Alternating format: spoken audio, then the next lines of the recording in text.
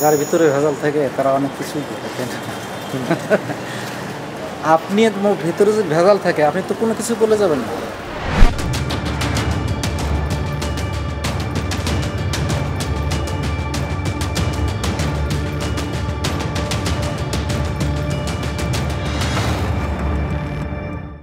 নতুন করে একটি মামলা, এটি কিন্তু সারা দেশে একটি আলোচনার জন্ম নিয়েছে। দর্শক, গেল 21 অক্টোবর রাজধানীর রমনা থানায় একটি মামলা হয়, যেটি সালমান শাহ হত্যা মামলা। এই মামলায় মোট 11 জনকে আসামি করা হয়েছে। তাদের মধ্যে অন্যতম সামিরা, ডন ও সামিরার মা লুসি। এই মামলার অন্যতম আসামি হচ্ছে সামিরা, যিনি সালমান শাহর স্ত্রী। এখন পর্যন্ত তারা গণমাধ্যমের সাথে কোনো কথা বলেননি। আমরা একটু আপনাদের দেখাতে চাই এবং যোগাযোগ করার চেষ্টা করতে চাই সামিরার সাথে।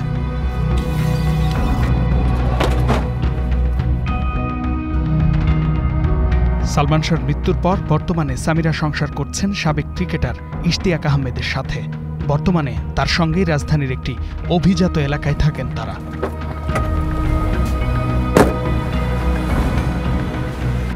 সামিরার বাসায় যাই আমরা। ঢুকতেই কথা হয় নিরাপত্তা কর্মীর সাথে। বাসা কি করবো, তালা দিতে লাগে, গাড়ি মারি সব লয়ে গেছে। ও মানে ওনারা এখানে আছে না, এখানে গাড়ি নিয়ে ডাইরেক্ট চলে গেছে। কই গেছে কে জানে। এই লোকটা আপনার কাছে কি মনে হয় কেন কেন শুনলাম যে মামলা টামলা হয়েছে, এই জন্য।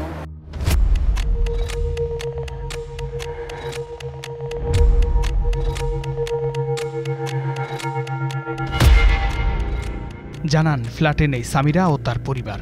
নিরাপত্তা কর্মীর ফোনে হাজির হলেন বিল্ডিংয়ের দায়িত্বে থাকা ম্যানেজার রাজু আহমেদ।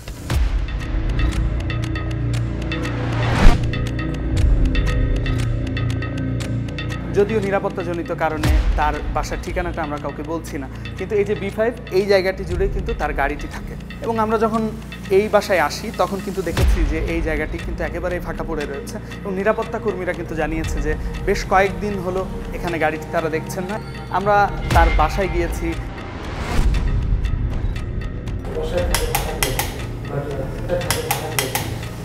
সেখানে কলিং বেল চেপেছি এবং তাদের ভেতর থেকে কোনো সাড়া শব্দ আমরা কিন্তু পাইনি। 20 তারিখের পরে কিন্তু তাকে আর দেখা যায়নি এই বাসায়। অর্থাৎ মামলা হয়েছে 21 তারিখ। 21 তারিখের পর থেকে সামিরা হককে তারা আর দেখেনি। সালমান শাহর ভক্ত এবং সিনেমা পাড়া এবং অন্যান্য সাধারণ মানুষরা তারা কিন্তু এবার মনে করছেন যে এবার কিছুটা সুরা হবে, তবে যে আইন শৃঙ্খলা বাহিনীর যে তৎপরতা সেখানে কিছুটা ঘাটতি রয়েছে বলে কেউ কেউ অভিযোগ করেছে। আমরা কিন্তু এই বাসার নিরাপত্তা কর্মী যারা রয়েছেন তাদের সাথেও কথা বলেছি। তারা কিন্তু এমনটিই আমাদের জানিয়েছেন যে এখন পর্যন্ত আইন শৃঙ্খলা রক্ষাকারী বাহিনীর কেউই কিন্তু এখানে আসেনি। এখন বিষয়টি হচ্ছে যে এই মামলায় যারা আসামি হয়েছেন তারা কেউই মানে সবাই আসলে ধরাছোঁয়ার বাইরে এবং কেউই আসলে তাদের জায়গায় নেই। সবাই একটু গা ঢাকা দিয়েছেন এমনটি মনে হচ্ছে।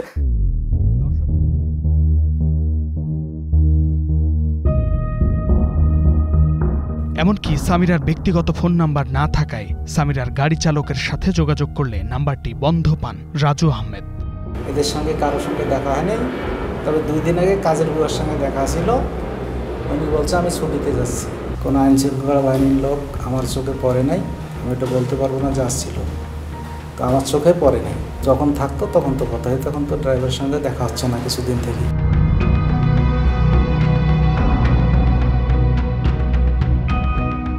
যার ভিতরে ভেজাল থাকে তারা অনেক কিছুই দেখেন।